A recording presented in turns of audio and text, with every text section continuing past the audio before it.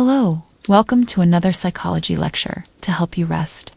Tonight we'll talk about the most embarrassing experiments in psychology's history. We will look at studies that went very wrong.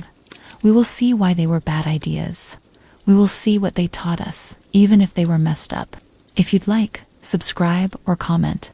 Lie back, close your eyes, and let my voice wash over you. There is no need to pay close attention. Just let the words drift by. Tonight, we are going deep into the parts of psychology that make us cringe.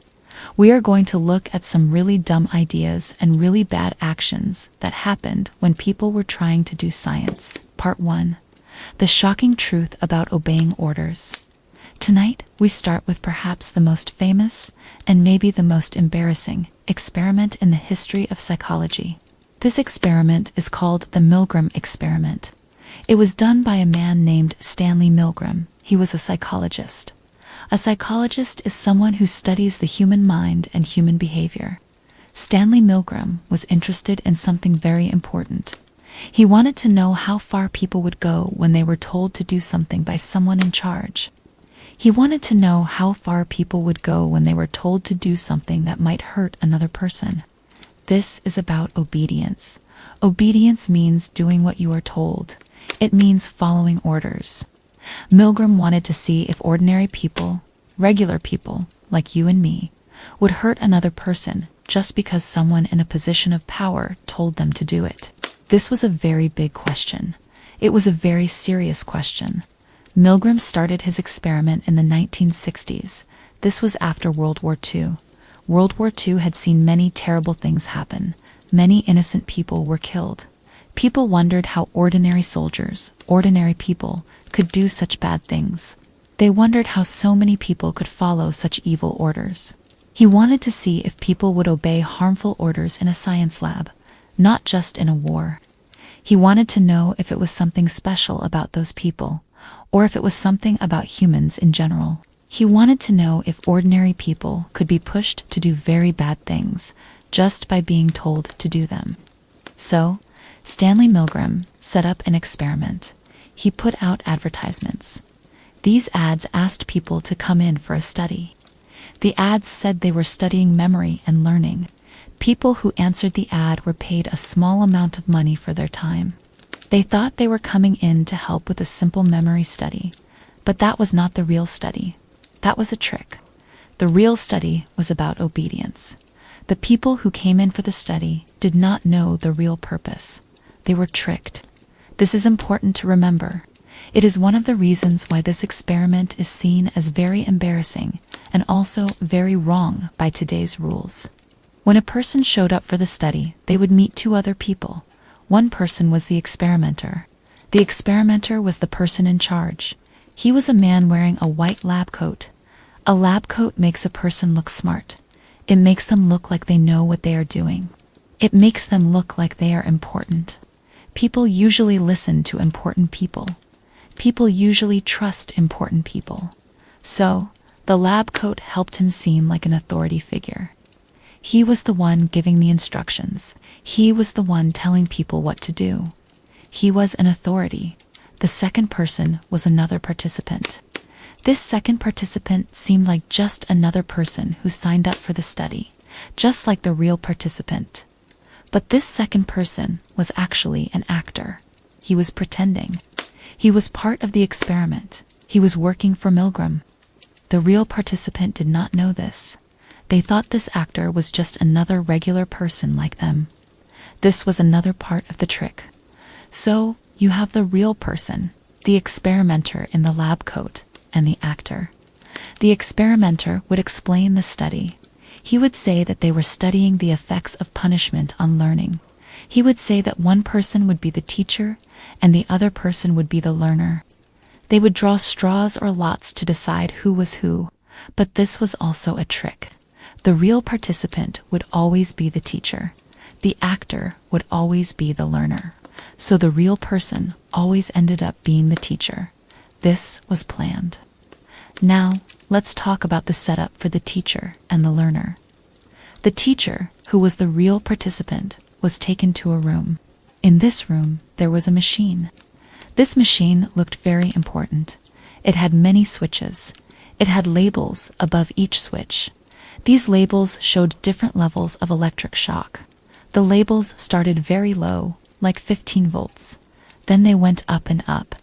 The labels went to 30 volts, 45 volts, and so on. They kept going up until the very end. The very last switch was labeled 30. This XXX switch was supposed to deliver a very, very high shock. It was supposed to be 450 volts below the XXX label. It said danger, severe shock. Below that, it even said 30. So it was very clear that the shocks at the end were meant to be very dangerous. They were meant to be very painful. They were meant to be life-threatening. The machine looked real. It looked like it could really give powerful electric shocks. The teacher was told that their job was to help the learner learn a list of word pairs. For example, the teacher might say blue box. Then they would say blue and give a choice of words like sky or box. If the learner picked the wrong word, the teacher was supposed to give them an electric shock. The experimenter told the teacher that the shocks would help the learner learn better. He said that the shocks were necessary for the study. The learner, who was the actor, was taken to a different room. This room was next door. The teacher could not see the learner, but the teacher could hear the learner. The learner was strapped into a chair. This chair had electrodes on it. These were the things that were supposed to deliver the electric shock. The experimenter showed the teacher that the learner was strapped in.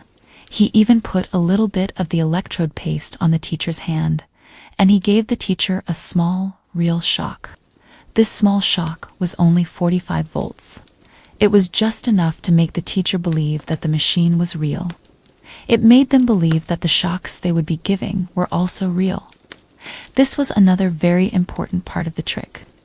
It made the teachers really believe that they were hurting another person. So, the experiment started. The teacher would read out the word pairs. The learner would give an answer. If the learner got it wrong, the teacher was told to give a shock. The experimenter told the teacher to increase the shock level by 15 volts for every wrong answer. So, the first wrong answer might be 15 volts. The next wrong answer would be 30 volts, then 45 volts, then 60 volts, and so on. The shock level would get higher and higher with each mistake. As the shocks got higher, the learner, the actor, started to react. The reactions were pre-recorded. This means they were not really happening at that moment. The sounds were just played at certain shock levels. At first, the learner would just grunt or make a small sound of discomfort. But as the shocks got higher, the reactions got stronger. At 75 volts, the learner would grunt loudly. At 90 volts, the learner would say ugh and complain.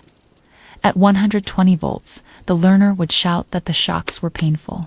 He would say things like, "Hey, this really hurts." At 150 volts, the learner would protest very strongly. He would yell, "Experimenter, get me out of here. I told you I have a heart condition. My heart is bothering me. I refuse to go on." He would shout, "I can't stand the pain." He would demand to be let out. This was a very strong protest. As the shocks continued to increase, the learner's protests would get more and more desperate. At 180 volts, he would scream, "I can't stand the pain." At 210 volts, he would yell, "Let me out of here. Let me out of here. My heart is bothering me. Let me out." At 270 volts, he would let out an agonized scream. He would make terrible sounds. At 300 volts, the learner would pound on the wall. He would yell, "I refuse to answer. I am not going to take any more shocks." He would say his heart was hurting badly. At 315 volts, the learner would scream even louder. He would make a horrible sound. He would say, "I can't hear you. My heart is hurting." After 330 volts, the learner would go silent. No more sounds, no more protests, just silence. This silence was very chilling. It made the teacher wonder what had happened. Maybe the learner was dead. The silence was meant to make the teacher feel very uneasy. It was meant to make them question what they were doing. Now, during all of this, The real participant, the teacher, often showed signs of stress. They would look uncomfortable. They would sweat. They would tremble. Some would laugh nervously. Some would argue with the experimenter. They would say they did not want to continue. They would ask about the learner. They would say they were worried about the learner. They would say this was not right. They would say that the shocks were too high. They would say they wanted to stop. Many of them clearly did not want to keep going. They were clearly upset. But the experimenter, the man in the lab coat, had a set of specific phrases he would use. These phrases were called prods. If the teacher hesitated, if they said they wanted to stop, if they questioned what was happening, the experimenter would use these prods. He would say them in a calm, firm voice. The first prod was, "Please continue."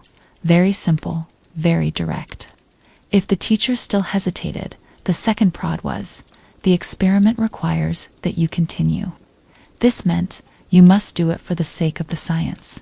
It is important for the study. If the teacher still wanted to stop, the third prod was, "It is absolutely essential that you continue." This made it sound even more important. It made it sound like there was no other choice. It made it sound like it was very, very necessary. And if the teacher still refused, the fourth and final prod was, "You have no other choice. You must go on." This was the strongest command.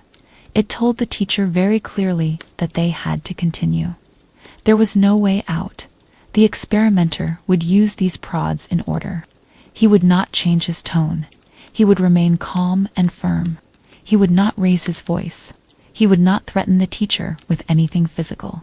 He would only use these verbal commands, these simple words.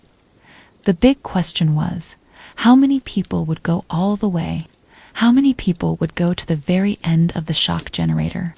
How many people would give the XXX 450-volt shock, even after the learner had gone silent? Before the experiment, Milgram asked many people what they thought would happen. He asked psychiatrists, which are doctors who study mental health. He asked regular people. Almost everyone thought that very few people, maybe 1 in 1,000, would go all the way. They thought most people would stop when the learner first protested. They thought people would never hurt someone so badly, just because they were told to.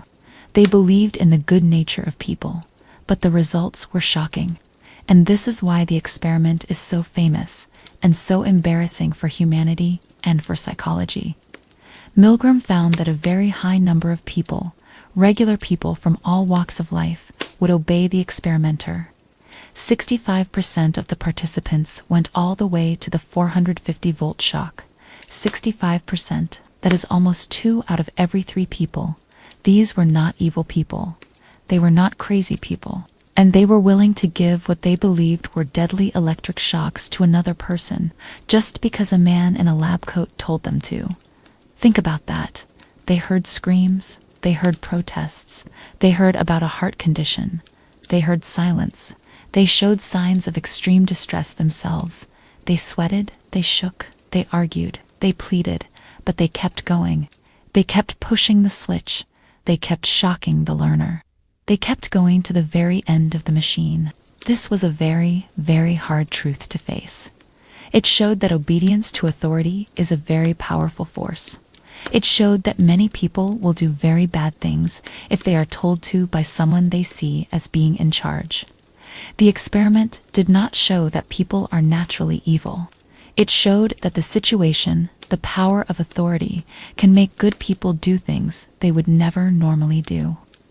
The people in the experiment were not happy about what they were doing. They were distressed. They often argued. They questioned, but they still obeyed. This was a very hard lesson for psychology to learn. It was embarrassing because it showed a very dark side of human behavior.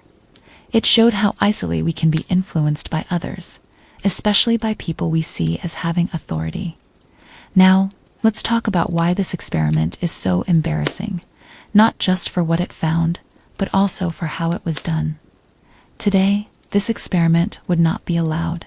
It would be considered unethical. Unethical means it is not morally right. It is wrong to do. There are very strict rules now about how psychology experiments must be done.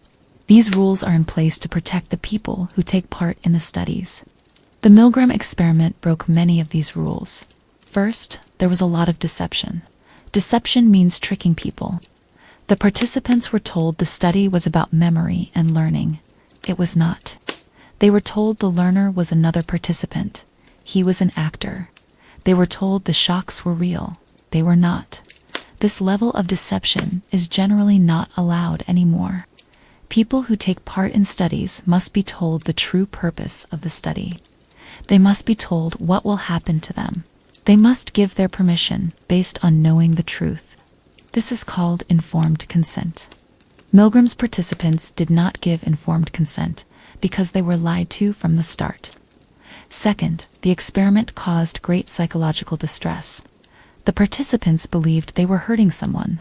They believed they were causing extreme pain. They believed they might have killed someone. This caused them a lot of stress. They showed signs of anxiety, tension, and extreme emotional upset. Some people were shaking. Some people were sweating a lot. Some people were laughing nervously, which is a sign of extreme discomfort. Others were crying. This kind of stress can be very harmful to a person. Today, experiments are not allowed to cause this much distress to people. Researchers have a duty to protect their participants from harm. Milgram's experiment did not do this. It put people in a very difficult and painful situation, emotionally. Third, the participants were not really free to leave. They were told they could leave at any time. But when they tried to leave, the experimenter used those prods. Please continue. The experiment requires you to continue. It is absolutely essential that you continue. You have no other choice. You must go on. These prods made it very, very hard for people to stop. It felt like they were being forced to continue. They felt trapped. They felt like they had no choice. Today, participants must be able to leave a study at any time, without any pressure to stay. They must be truly free to say no and walk away. Milgram's design made it very hard for people to say no and walk away. After the experiment was over, Milgram did something called debriefing. Debriefing means telling the participants the truth about the study. He told them that the shocks were not real. He told them that the learner was an actor. He told them the real purpose of the study. Many of the participants were relieved. They were happy to hear they had not really hurt anyone, but some of them were still very upset. They were upset that they had been tricked. They were upset that they had been pushed so far. They were upset with themselves for obeying. They had to live with the knowledge that they were willing to go to such extremes. This was a very heavy burden for some people. It was a very embarrassing thing for them to find out about themselves. And it was embarrassing for psychology, because it revealed this potential in ordinary people. So, the Milgram experiment is very important in psychology. It taught us a lot about human obedience. It showed how powerful authority can be. It showed that good people can do bad things under certain conditions. It showed that people will often follow orders, even when those orders are wrong or harmful. This is a very important lesson to learn about human behavior. It helps us understand why people do things in groups, or when they are part of a system. It helps us understand how awful things can happen. It helps us understand why people can act in ways that go against their own morals, or their own beliefs about what is right and wrong. It teaches us that situations can have a very strong influence on how people act. But it also showed us how not to do experiments. It was a huge wake-up call for psychologists. It made everyone think very hard about ethics. Ethics are the rules about what is right and wrong. Before Milgram, there were not many strong rules about how to treat people in psychology experiments. After Milgram and other experiments we will talk about later, strict ethical guidelines were put in place. Now, every experiment must go through a special committee. This committee looks at the experiment very carefully.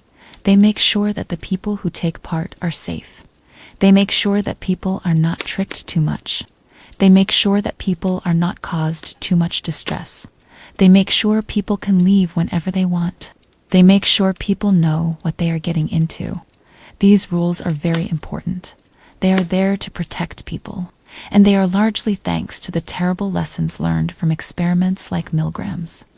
So, to sum up this part, the Milgram experiment wanted to know how much people would obey an authority figure, even if it meant hurting someone else. Participants were tricked into believing they were giving electric shocks to another person. They heard screams and protests. They were told to continue by an experimenter. A large number, 65%, went all the way to the highest, most dangerous shock level. This showed how strong the power of obedience is. It was embarrassing because it showed that ordinary people can do very bad things when ordered to do so. It was also deeply unethical because it tricked people, caused them great stress, and made it hard for them to stop. This experiment, while teaching us a lot, stands as a clear example of how not to do psychology, and it led to very important rules about how to treat people in research today. It is a very famous example of psychology acting badly, but learning from its mistakes.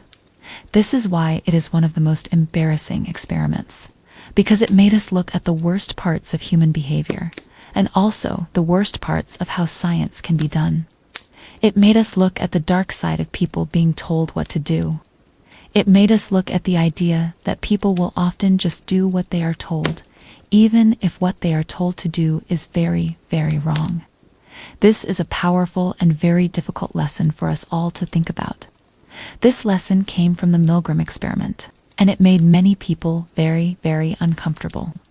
It made many people wonder about themselves. It made many people wonder about their neighbors. It made many people wonder about the people around them, because it showed that under the right conditions, this is a very important idea. It is an idea that has stayed with psychology ever since. It is an idea that continues to make us think very hard about how humans act when they are put under pressure by someone in charge. This is a very simple idea, but it is a very powerful idea. And it came from the Milgram experiment. The experiment was simple. The setup was simple. The results were simple to understand, but the meaning of the results was very, very deep. It was very, very upsetting for many people. It was very, very difficult to accept, but it was true, and it came from this very famous experiment. This experiment is one that people still talk about today. They talk about it in school. They talk about it in college. They talk about it when they talk about human nature. They talk about it when they talk about ethics. They talk about it when they talk about doing science the right way. And they talk about it when they talk about how people can be made to do things they do not want to do, all because someone in a lab coat told them to.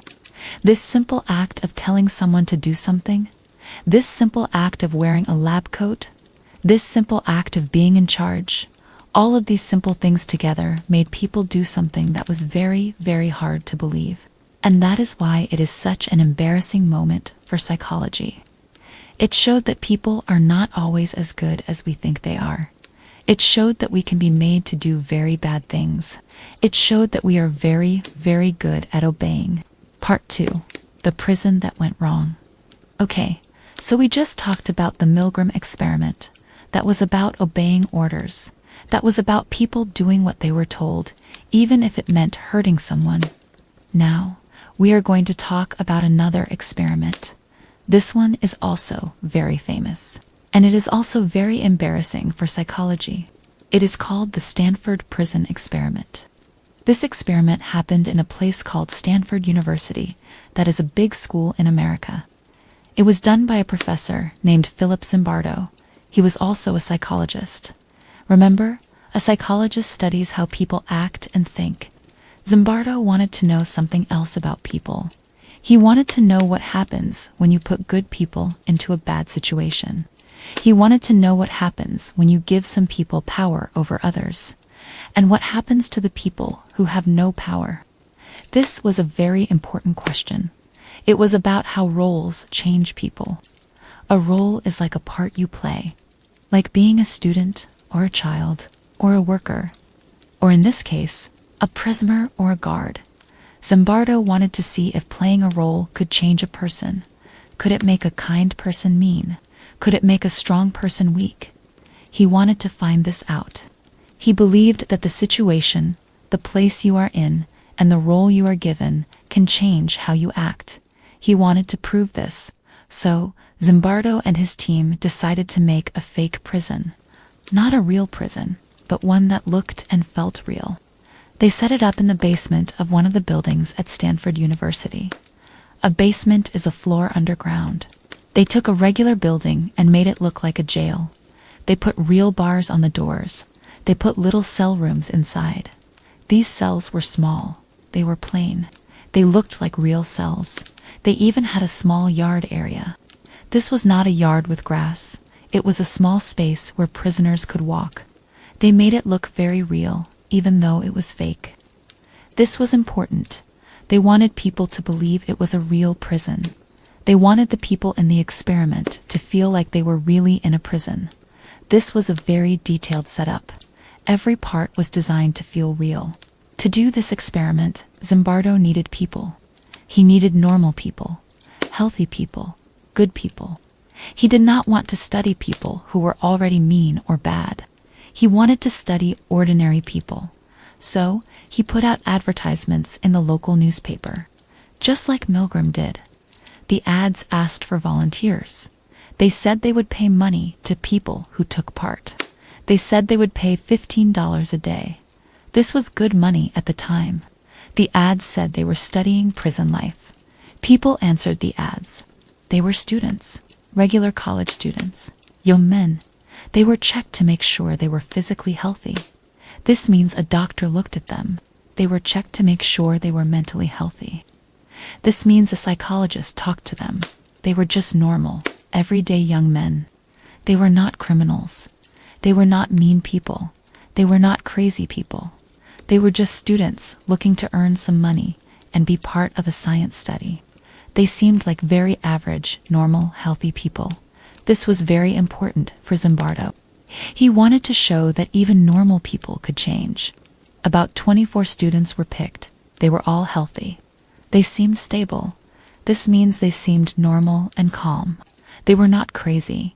They were not people who would normally do bad things. They were just like you and me. Zimbardo then did something important. He flipped a coin, or he used some other random way, like drawing names from a hat. This was to decide who would be a guard and who would be a prisoner. Random means by chance. It means it was not chosen. It was just luck. So, half the students became guards, and the other half became prisoners. This was very important. It meant that the people who became guards were not special. They were not picked because they looked tough, and the people who became prisoners were not special. They were not picked because they looked weak. They were all the same type of person before the experiment started. The only thing that made them different was the coin flip. This was to show that the roles, not the people themselves, would change how they acted. It was not about who they were as people. It was about the role they were given. This was the main idea Zimbardo wanted to test. Now, let's talk about the guards first. The students who were picked to be guards were given uniforms. A uniform is a special set of clothes. They were given khaki uniforms. Khaki is a kind of brown-green color. These uniforms were clean and neat. They were also given reflective sunglasses. Sunglasses are for your eyes. Reflective means you can see yourself in them, like a mirror. These sunglasses were important. They made it hard to see the guards' eyes. This made the guards look less human. It made them look more like machines. It made them look scary. It made them look like they had no feelings. They also covered their faces a bit, so the prisoners couldn't see their eyes. This made the guards seem less like real people. It made them seem more like a symbol of power. They were also given a wooden baton. A baton is like a stick. It looked like a police stick. They could use it to tap on things. They were told they should not hit the prisoners with it, but having the baton made them feel powerful. It was a symbol of their power. They also had whistles. Whistles are used to make loud sounds to get attention. They would use these to order the prisoners around. They were also given keys to lock the cell doors. All these things, the uniform, the sunglasses, the baton, the whistle, the keys, made them feel like real guards. They were given power. They were told to keep order. They were told to make the prisoners follow the rules. But Zimbardo did not give them many clear rules. He just told them to keep order and make sure the prisoners behaved. He told them not to physically hurt anyone, but he gave them a lot of freedom. He let them make up their own rules as they went along. This was a big part of the problem. They had power, but not many clear rules on how to use it. They could basically do what they wanted, as long as they didn't hit anyone. This lack of clear rules, combined with so much power, was a recipe for disaster. Now, let's talk about the prisoners. The students who were picked to be prisoners were told to wait at their homes. They were told the experiment would start soon. Then, without warning, real police cars came to their houses. Real police officers, who were helping with the study, arrested them. They put handcuffs on them. They read them their rights, just like in a real arrest. They put them in the back of the police car. They drove them to the fake prison in the basement of Stanford University. This was a complete surprise for the students. They did not expect to be arrested by real police. This was meant to make them feel like real prisoners right away. It was meant to shock them. It was meant to make them feel powerless. Imagine sitting at home, just waiting for a study to start, and then real police officers come and arrest you. This was very intense. It was meant to be a harsh beginning to make the role feel real. When they got to the fake prison, the prisoners were processed. This is what happens when people go to a real jail. They were strip searched. This means they had to take off all their clothes. Then they were sprayed with a special spray. This was supposed to make them feel dirty. It was supposed to make them feel like they had germs. It was meant to be humiliating. They were given very uncomfortable clothes to wear. They were given loose-fitting smocks. A smock is like a loose dress. These smocks were not comfortable. They did not wear underwear under the smocks. This made them feel exposed. They had no personal clothes. This made them all look the same. It took away their identity. When everyone looks the same, you lose who you are. They were given rubber sandals to wear. These were also uncomfortable. They also had a chain put on one of their ankles. This chain was meant to remind them that they were prisoners. It was meant to make them feel tied down. It made them shuffle when they walked. It was a constant reminder of their lack of freedom. On the smock, they had a number pinned to it. They were no longer called by their names. They were only called by their numbers. This is very important.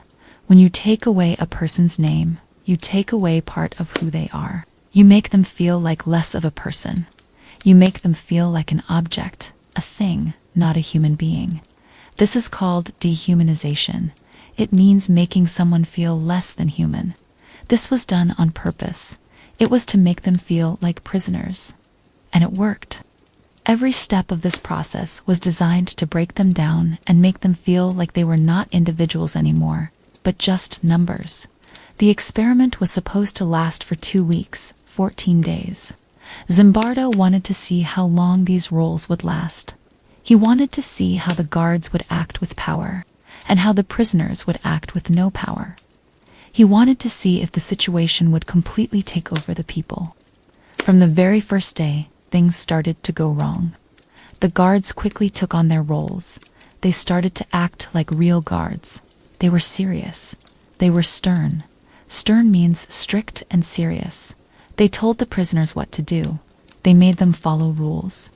At first, the rules were simple, like you have to stay in your cell, or you have to eat your food. But then, the guards started to make up their own rules. They started to become very harsh. They started to use their power. They used their power in ways that were not kind. They used their power to control the prisoners completely. They wanted to show who was boss, and they wanted to show it right away. The prisoners, on the other hand, quickly started to act like real prisoners. They became quiet. They became passive. Passive means they didn't fight back much. They didn't try to change things. They just accepted what was happening. They became obedient. Just like in Milgram's experiment, they started to obey orders. They became sad. They became helpless. They started to believe they really were prisoners. They stopped thinking of themselves as students. They started to think of themselves as numbers. This happened very, very fast. One of the first things the guards did was count. They would make the prisoners line up. They would make them say their numbers over and over again. They would make them do exercises, push-ups, jumping jacks. This was not just about counting. It was about making the prisoners feel small.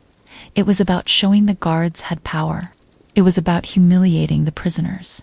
Humiliating means making someone feel ashamed or stupid. The guards made the prisoners do these things in the middle of the night. This was to break their sleep. This was to make them tired. This was to make them even more helpless. This showed that the guards were taking their roles very seriously, and they were using their power in a bad way. They were using it to control, to dominate, to break the prisoners down. They enjoyed this power. Very quickly, the guards became very mean. They did things that were very cruel.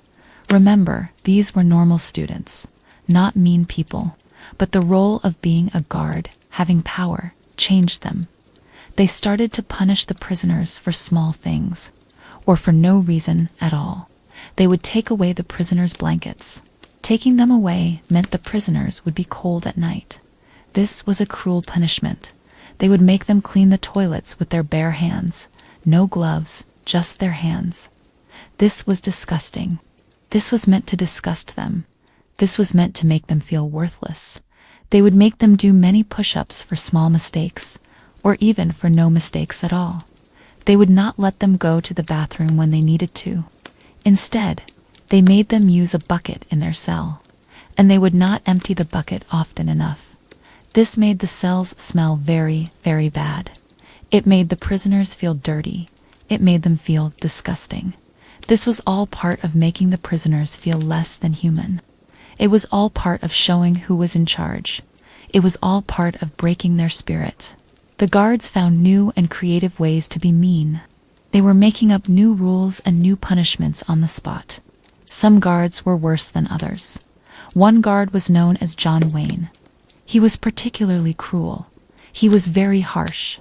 He enjoyed his power very much. He came up with many ways to humiliate the prisoners. He would yell at them.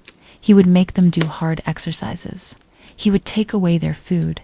He would punish them a lot. He was not told to be like this. He chose to be like this because he had the power. He chose to act this way because he was given the role of a guard, and he started to believe that he was a guard, and these were truly prisoners. He truly believed he was in a real prison, and he had to be a tough guard. He lost sight of the fact that it was just an experiment. This guard was a normal student before the experiment, but the role transformed him into a cruel person. The prisoners started to break down. This means they started to have very strong, bad feelings. They cried. They became very sad. They became anxious. Anxious means very worried and nervous. They felt trapped. They felt scared. Some of them even started to have emotional breakdowns. This means they were so stressed and so upset that they could not act normally anymore. They were losing touch with reality. They were having mental problems because of the stress. One prisoner, known as prisoner 8612, started to yell and scream. He started to act like he was going crazy. He started to believe he really was in a real prison. He couldn't take it anymore. He was shouting and cursing. He was very upset. He had to be let go from the experiment. This happened very early, after only 36 hours. Think about that. Just a day and a half. A normal, healthy student was so broken by this fake prison that he had a mental breakdown. That is a very serious thing. It shows how powerful this fake situation was. It shows how much it hurt him. Another prisoner, prisoner 819, also had a breakdown. He started crying uncontrollably. He was very upset. He said he was sick. He said he wanted to leave. He was in deep distress. When Zimbardo, the professor, went to see him, prisoner 819 said he couldn't go on. He was sobbing. But then the other prisoners started chanting, prisoner 819 is a bad prisoner. They were saying bad things about him. They were calling him weak. They were saying he was breaking the rules of being a prisoner. This made prisoner 819 even more upset. He started to cry harder. This showed how much the prisoners had taken on their roles. They were even policing each other. They were even turning on each other. They were doing the guard's job for them. This was very sad. It showed how much they were stuck in their roles. Zimbardo had to tell prisoner 819 that he was going to be let go. But even then, prisoner 819 hesitated. He wanted to go back to his cell to prove he was not a bad prisoner. This shows how much the role had taken over his mind. He was no longer thinking like a student. He was thinking like a prisoner. He was trapped in the prison mindset. And this brings us to another very embarrassing part of the experiment. The professor himself, Philip Zimbardo, he was the head researcher. He was the one running the study. He was the one in charge. But he also took on a role. He became the superintendent of the prison. A superintendent is like the boss of a prison. He wore a uniform too. He acted like he was in charge of the prison. He acted like he was part of the prison system, not just an outside scientist observing what was happening. This was a huge problem. This was a very, very big mistake for a scientist to make. As the superintendent, Zimbardo was too close to the experiment. He was not looking at it like a scientist. A scientist is supposed to be objective. Objective means looking at things from a distance, without being emotionally involved. Zimbardo was not objective. He was looking at it like a prison boss. He saw the prisoners suffering. He heard their pleas. He saw them breaking down. But he did not stop the experiment right away. He kept letting it go on. He was caught up in the role. He was caught up in the situation. He was no longer a neutral observer. He was part of the problem. He was part of the prison system he had created. This is a very big ethical mistake. A scientist is supposed to be outside the experiment, watching, taking notes, making sure things are safe. Zimbardo stopped being that person. He became part of the prison. And because of this, he let bad things happen for too long. This makes it very embarrassing for psychology. The person in charge of the science was not acting like a good scientist. He was acting like a bad prison guard. He was lost in his own creation. He truly believed he was running a prison, not a scientific study. This blurring of lines was very harmful. The experiment was supposed to last 2 weeks. Remember? 14 days? But it had to be stopped much, much earlier. It was stopped after only 6 days. Just 6 days. Why was it stopped? Because things got out of control. Things got too bad. The prisoners were suffering too much. They were breaking down mentally and emotionally, and the guards were becoming too cruel. They were enjoying their cruelty. They were becoming very dangerous to the prisoners. The situation was spiraling out of control very quickly. Who stopped it? It was not Zimbardo at first. He was too deep in his role. It was a woman named Christina Masluk. She came to the prison to see the experiment. When she saw what was happening, she was horrified.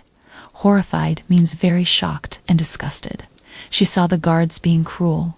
She saw the prisoners suffering. She saw Zimbardo acting like a prison superintendent instead of a researcher. She pointed out that the prisoners were truly suffering. She challenged Zimbardo. She told him that it was wrong. She told him he had to stop it. She was the one who pulled him out of his role. She made him see that this was not just an experiment anymore. It was real suffering. It was real harm, and it had to stop. Because of her strong urging, Zimbardo finally decided to end the experiment. It had gone too far. It was only because an outsider, someone not caught up in the roles, came in and pointed out the horror of it, that it was stopped. This is a very important detail. It shows how easy it is to lose perspective when you are too close to something. So what did we learn from the Stanford prison experiment? What was the big lesson? The big lesson is that situations can have a very, very powerful effect on how people act, more powerful than we think. Remember, these were normal, healthy students. They were not mean people. They were not crazy people. But when they were put into a situation where some had power and some had none, they changed. The guards became cruel and abusive. The prisoners became sad, helpless, and broken. They took on their roles completely. They started to believe they were real guards and real prisoners. This transformation was shocking. This means that sometimes it's not just about what kind of person you are. It's about the situation you are in. A good person can do bad things if the situation is set up in a certain way. If they are given power, if they are told they are in charge, if there are no clear rules to stop them, if the people they are in charge of are made to feel less than human. This is a very important and very hard lesson to learn. It means that we all have the potential to act in ways we might not expect, good or bad, depending on the situation we find ourselves in. We like to think we are always good, always strong. But this experiment showed that we can be changed by the outside world. This experiment, like the Milgram experiment, showed how easy it is for ordinary people to do very bad things when they are under the influence of a powerful situation or a powerful role.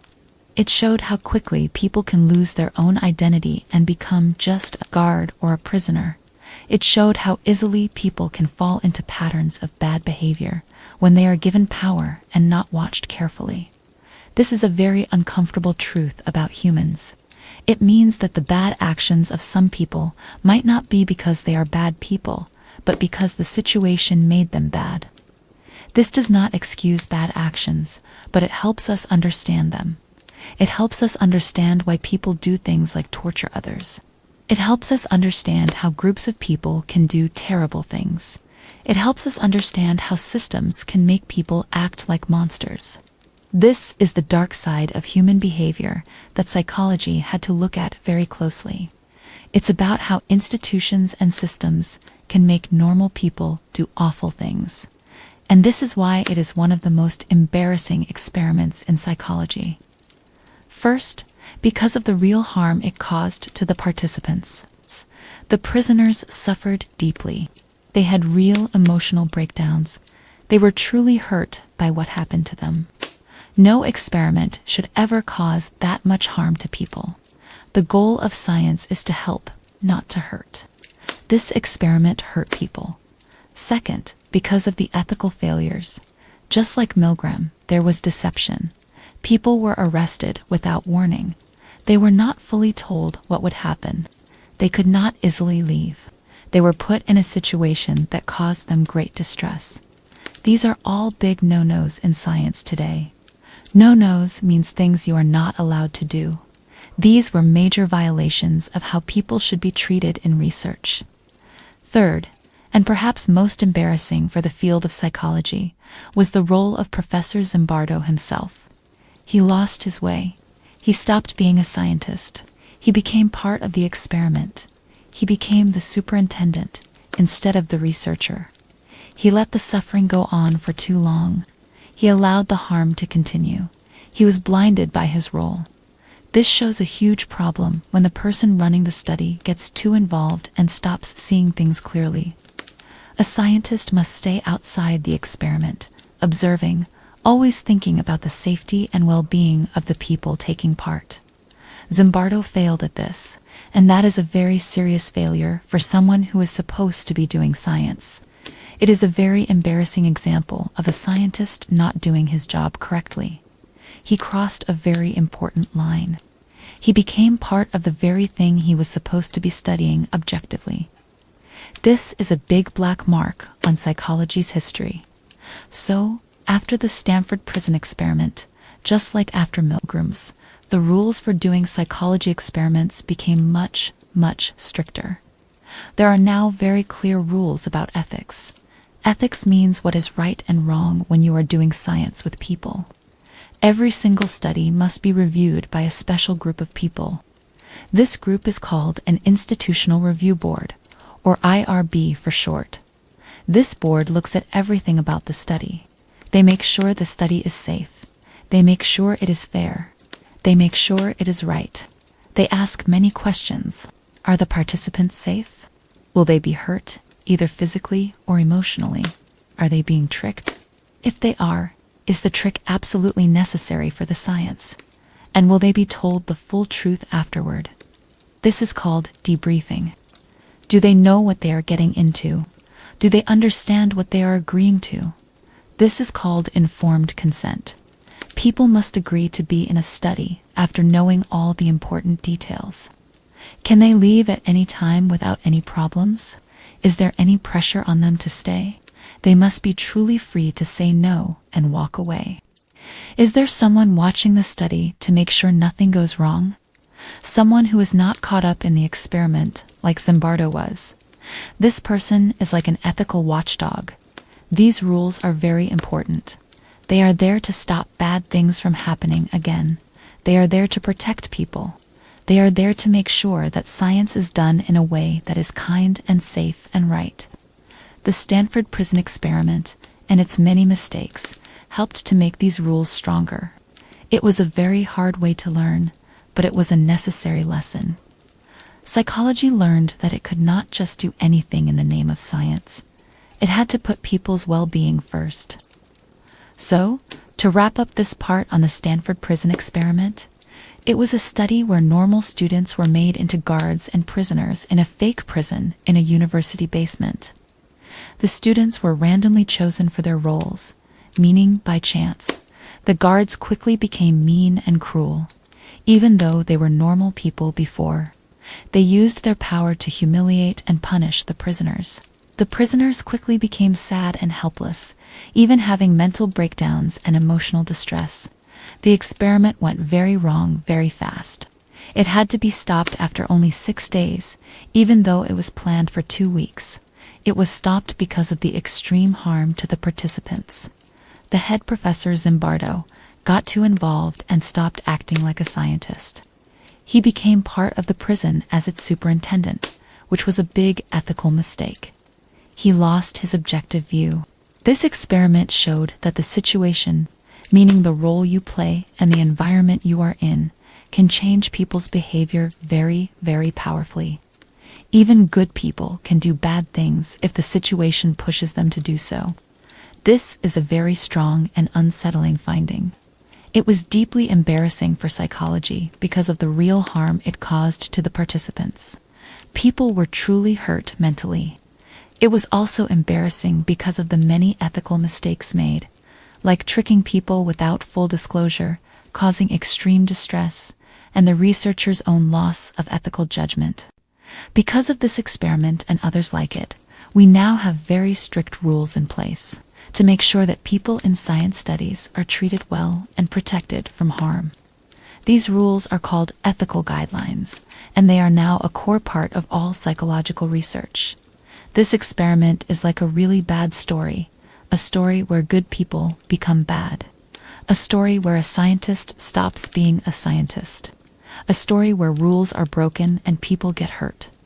It's a dark chapter, but it's a chapter that taught us a lot. It taught us about human nature. It taught us about power. It taught us about how situations can make us act in ways we never thought we would. And it taught us how important it is to be careful when doing science with people. It taught us that power can corrupt. It taught us that even a little bit of power can change people a lot. It taught us that if you treat someone like a prisoner, they will start to act like a prisoner. And if you treat someone like a guard with power, they will start to act like a guard with power, even if they are just students, even if they are just normal people. This is a very simple idea, but it has a very, very big meaning. It means we have to be careful about the roles we put people in. We have to be careful about giving people too much power without any rules. We have to be careful about dehumanizing other people, because these things can lead to very, very bad outcomes. And the Stanford prison experiment showed us exactly how bad those outcomes can be. It was a very painful lesson, a very embarrassing lesson, but a very important lesson for psychology and for all of us. It showed that the line between a good person and a bad person can be very, very thin. And sometimes that line can be erased by the situation itself. This is why we still talk about it. This is why it is famous. And this is why it is one of the most embarrassing things that ever happened in the name of psychology. Because it was about people hurting people, and the scientists letting it happen. For science, this is the very core of the embarrassment, that the search for knowledge led to real human suffering, and that the people in charge did not stop it quickly enough. This is a very deep and very difficult truth. This experiment, in its simplicity, showed the true power of roles, the power of a uniform, the power of a title, the power of a basement turned into a jail. All these simple things added up to something very, very bad. And that is the story of the prison that went wrong, and how it taught psychology a very important, very hard, and very embarrassing lesson. The lesson that people can be twisted by the situation they are in. The lesson that power changes people. The lesson that even good intentions can lead to terrible outcomes if not handled with extreme care and ethical consideration. This is a story that should make us all think very, very hard.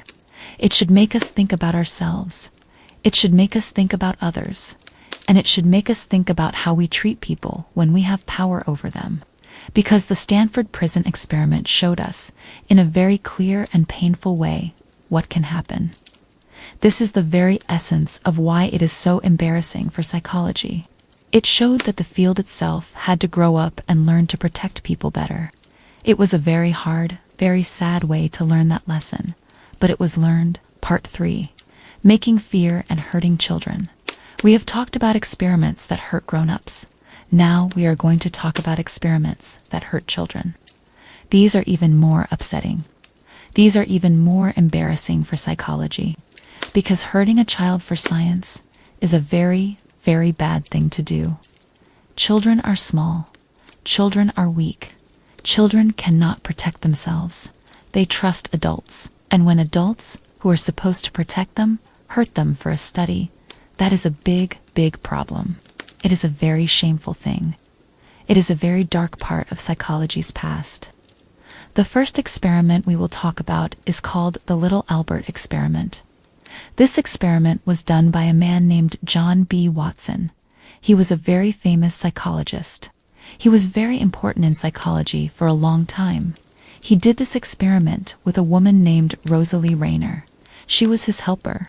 They did this experiment in the year 1920. That was a very long time ago. Watson wanted to prove something very specific. He believed that all human behaviors are learned. He believed that things like fears are not things we are born with. He believed we learn to be afraid of things. He wanted to show that you could teach a baby to be afraid of something, even something that the baby was not afraid of before. This was his big idea. He wanted to show that you could create a fear in a baby. He wanted to show that you could make a baby scared of something it liked. This was his goal. So, they found a baby. This baby was called Little Albert. He was a very young baby. He was about 9 months old. That is less than 1 year old. He was a normal baby. He was a healthy baby. He was a calm baby. He was not a baby who cried a lot. He was not a baby who was easily scared. He seemed like a very happy baby. This was important. Watson wanted a normal baby to show that he could change a normal baby. He wanted to show that even a normal, happy baby could be made to fear something. Before they started the experiment, they checked what little Albert was already afraid of. They showed him many different things. They showed him a white rat, a small white rat. Albert was not afraid of the rat. He liked the rat. He would reach out his hand to touch the rat. He would try to play with the rat. He was not scared of it at all. He showed no fear. He showed curiosity. He showed interest. He showed that he liked the rat. They showed him other things too. They showed him a white rabbit. They showed him a dog. He was not afraid of the dog. They showed him a monkey. He was not afraid of the monkey. They showed him different masks, even a Santa Claus mask. The Santa Claus mask has a big, white, fluffy beard. Albert was not afraid of the masks. He was not afraid of the beard. They showed him other things too, like a piece of burning newspaper. He was not afraid of that. He was not afraid of a wooden block. So Albert was a normal baby who was not easily scared. He was not scared of fuzzy things. He was not scared of white things. He was not scared of animals. He was just a normal, happy, curious baby. This was very important for Watson's plan. He wanted to start with a baby who had no fear of these things. He wanted to show that he could make a fear. Now, here is how the experiment worked. They put little Albert in a room. He was sitting on a mattress. A mattress is like a soft bed. They brought out the white rat. Remember, Albert liked the rat. He would reach out to touch it. But this time, something else happened. The moment Albert touched the rat, or even just reached for it, Watson made a very loud noise. A sudden, very loud noise. How did he make this noise? He took a long steel bar, a very big, heavy metal bar. He hit this bar with a hammer, a large hammer. When the hammer hit the steel bar, it made a terrible, sudden, loud bang. This noise was very, very scary. It would make anyone jump. It would make a baby cry. So, imagine this. Albert sees the rat. He reaches for it, and then bang, the loud noise. Albert would jump. He would be startled. Startled means surprised and scared for a moment. He would cry. He would be upset by the loud noise. The loud noise was truly scary. They did this many times, over and over again. They showed Albert the rat, and then they made the loud, scary noise. Rat appears. Albert reaches, bang. Albert cries. They kept doing this. They kept pairing the white rat with the loud, scary noise. Pairing means putting them together. After a few times, something changed. Now, when they showed Albert the white rat, even without the loud noise, Albert started to cry. He started to show fear. He would try to crawl away from the rat. He would move away. He would try to hide his face. He would show clear signs of being scared. He was scared of the rat now. The rat alone made him scared. This means they had successfully taught him to be afraid of the rat. They had made him fear something he had liked before. This is what Watson wanted to prove. This is called classical conditioning. It means you learn to link one thing with another. He learned to link the rat with the scary noise. So now, the rat itself made him scared, even without the noise. But it got worse. The fear did not just stay with the white rat. It spread to other things, things that looked like the white rat. This is called generalization. Generalization means the fear spread out to other similar things. So Albert became afraid of the white rabbit, even though he liked the rabbit before. He became afraid of a white dog, even though he liked dogs before. He became afraid of a white fur coat. He became afraid of the Santa Claus mask, the mask with the big, white beard. The beard was fluffy and white, like the rat. So he was now scared of Santa Claus. He even became afraid of Watson's own white hair. Think about that. They made this little baby scared of many, many things that he was not scared of before. Things that are normal in a baby's life. White, fluffy things. Animals, people in costumes. They taught him many fears. They made his world a more scary place. And now, here is the most embarrassing and terrible part of the little Albert experiment. After they had successfully made him scared, after they had shown that fears could be learned and spread, they stopped the experiment. They just stopped. They did not try to take away his fear. They did not try to make him unafraid again. They did not try to reverse the conditioning. They just let him go. Albert left the study. He was still afraid of white rats. He was still afraid of white rabbits. He was still afraid of white fur coats. He was still afraid of Santa Claus masks. He was still afraid of all these things that he was not afraid of before. He was left with the fears that they had taught him. They caused him harm, and they did not try to fix it. This is deeply, deeply unethical. Unethical means it is morally wrong. It is against good human values. You should never, ever cause harm to a child for a study, especially a baby. A baby cannot say no. A baby cannot choose to leave. A baby cannot understand what is happening. They are completely dependent on the adults around them, and Watson and Rayner completely failed in their duty to protect little Albert. They cared more about proving their idea than about the well-being of a human child. They made a baby suffer. They caused him lasting psychological distress. They created fears that he might have carried for the rest of his life. This is a huge, huge black mark on psychology. It is one of the most embarrassing experiments because it shows how some scientists, in their hunger for knowledge, completely forgot about basic human kindness and ethics. It shows a time when the rules for protecting people in studies were very weak or did not exist at all. It shows a complete lack of care for the person being studied. A baby was treated like an object, not a human being. This is why it is so famous and why it is so shameful. It teaches us about how fears are made, but at a very, very high and unacceptable cost. This kind of experiment would never be allowed today. If a scientist tried to do this today, they would lose their job. They would be banned from doing research. Because we now know that hurting people for science is never, ever okay, and especially hurting a child. Now let's move to another experiment that also caused great harm to children. This one is sometimes called the monster study. It is called the monster study because what was done in it was so cruel. It was so bad that it was like something a monster would do. This study was done in the year 1939. That was just before World War II.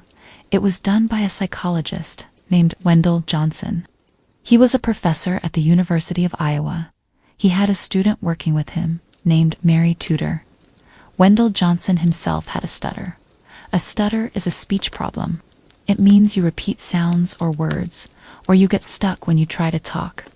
Like I want to go, or my NN name is. He wanted to understand why people stuttered. He had a theory. A theory is an idea about how things work.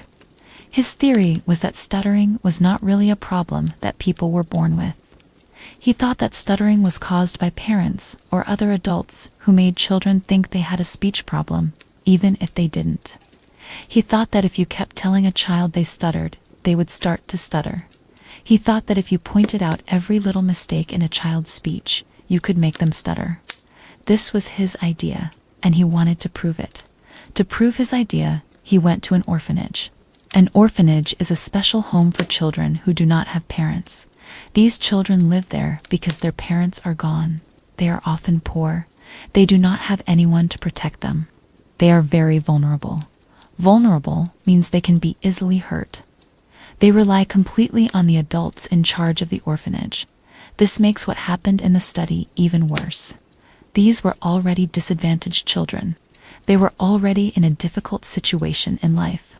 And then scientists came and hurt them even more.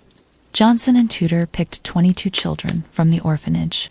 Some of these children already had a stutter. They really did stutter. Other children spoke perfectly fine. They did not stutter at all. They were normal speakers. These children were divided into different groups. This is how the experiment was set up. Group 1. These were children who already stuttered. They really had a speech problem. These children were given positive speech therapy. This means the researchers told them good things. They told them, you speak perfectly fine. They told them, you have no speech problems at all. They praised their speech. They told them they were good speakers. They were told to ignore any mistakes. The idea was to make them feel good about their speech.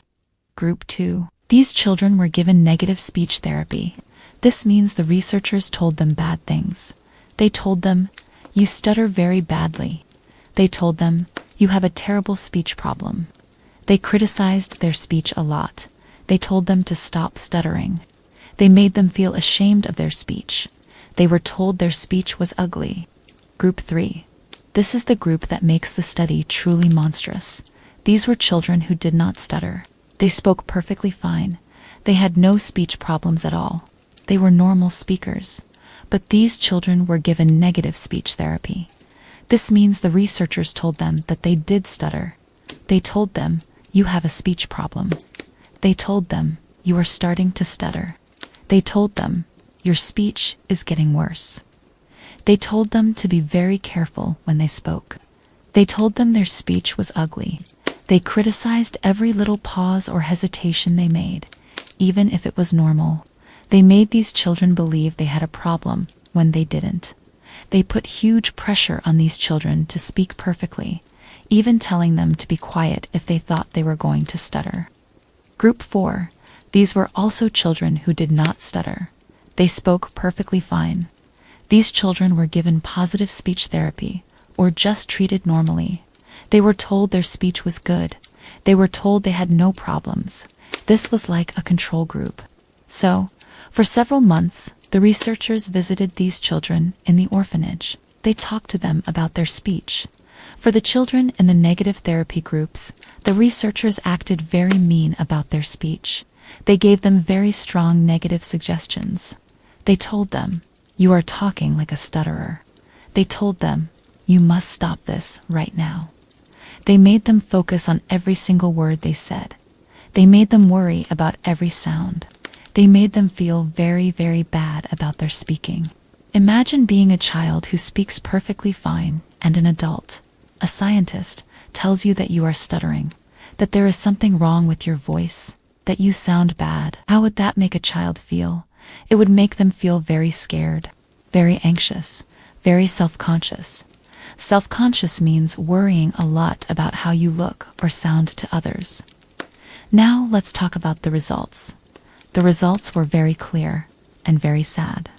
For the children who already stuttered, some of them got a little bit better when they were praised. For the children who already stuttered, some of them got worse. The negative talk made their stuttering worse. But the most horrible thing happened to the children in Group 3. These were the children who did not stutter at the beginning of the study. They were perfectly normal speakers, but they were told they stuttered. They were criticized. They were made to worry about their speech. What happened to them? Many of these children developed speech problems. They started to become very quiet. They were afraid to speak. Withdrawn means they stopped talking and playing as much. They became very self-conscious about their speech. Some of them actually started to stutter.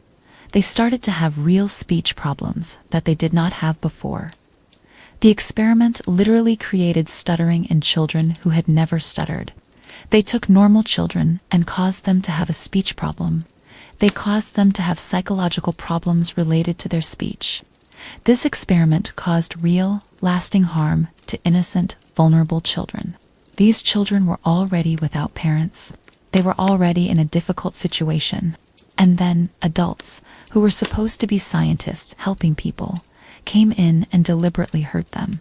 They caused them distress. They caused them anxiety. They caused them to be afraid to speak. They ruined their self-confidence.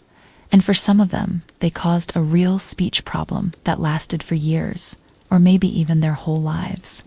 Some of these children never fully recovered from the emotional and psychological damage. They were literally scarred by this experiment. This is why it is called the monster study, because it was a monstrous thing to do. It was deeply, deeply unethical. It broke every rule of human decency and every rule of good science. Why was it so bad? Harm to vulnerable children. It deliberately caused harm to children who could not protect themselves. These children were dependent on adults. They trusted the adults, and the adults betrayed that trust and hurt them. Deception and lying. The researchers lied to the children. They told children they had a problem when they did not. Lying to children in a way that causes them harm is unacceptable. Lack of consent. The children did not give their permission. Their guardians at the orphanage might have given permission, but the children themselves could not understand or agree to be harmed. No benefit for the harmed. The children who were hurt gained nothing from the study, only suffering. The experiment was for the benefit of the researchers' ideas, not for the well-being of the children. Long-term impact. The harm was not just for a short time. It lasted for years. It might have lasted for their whole lives. This is a very serious consequence. The monster study was kept quiet for many years. It was not widely known in psychology for a long time because it was so shameful. It was kept secret. People did not want to talk about it. When it finally became public, many years later, people were shocked. They were disgusted. They could not believe that such a thing had been done. It was a huge embarrassment for the field of psychology. It showed a time when scientists were so focused on their theories that they lost their way. They forgot that the most important thing is to protect the people you are studying, especially if those people are children. Later, in 2007, some of the people who were children in the monster study actually sued the University of Iowa. They sued for the harm they suffered. They won money because the court agreed that they had been harmed by the experiment. This showed that society recognized how wrong this study was. It showed that what was done to these children was not okay. It was a crime against human decency. Both the little Albert experiment and the monster study are huge reasons why psychology has very strict ethical rules today. They both involved hurting children. They both involved deceiving people. They both showed a serious lack of care for the well-being of the participants. These experiments, along with Milgram and Stanford prison experiment, made psychologists realize that they needed strong rules. They needed a way to make sure that these terrible things never happened again. Today, if a researcher wants to do a study, they have to get approval from a special committee. This committee is called an institutional review board. We talked about this committee before. This board looks at every single detail of the study. They make sure that no one will be harmed. They make sure that people are not tricked too much. They make sure people know what they are agreeing to. They make sure people can leave whenever they want. And they are especially extremely careful when a study involves children. Studies with children have even stricter rules. Children cannot give their own permission, so their parents or legal guardians must give permission. And even then, the study must be very safe. It must be very clearly beneficial. It must not cause any distress. The well-being of the child is the most important thing, always. So, these two experiments, the little Albert experiment and the monster study, are very embarrassing for psychology. They show a dark time, a time when the pursuit of scientific knowledge went too far, a time when basic human kindness was forgotten, a time when children were treated like objects for experiments. This is a very sad part of history, but it is an important part, because it taught psychology a very hard lesson. It taught the field that it must always put the safety and well-being of people first. Before any theory, before any finding, before any knowledge, human dignity and safety must always come first. That is the big lesson from these two very embarrassing and very hurtful experiments involving children. They remind us that even smart people, even scientists, can do very bad things if they are not careful, and if there are no strong rules to stop them. They remind us of the very deep responsibility that comes with doing science with human beings, and especially with the most vulnerable human beings, like children. This is why these studies are famous for being so wrong. They make us cringe. They make us very sad. But they also make us very determined to never let such things happen again. They are a constant reminder of the ethical duty of every person who does psychology. They are a lesson written in the pain of small children, and that is why they are so truly embarrassing for the history of psychology. They remind us that even the smartest people can do very stupid and very cruel things in the name of science. This is a very simple idea to understand. Hurting children is wrong, and these experiments did that.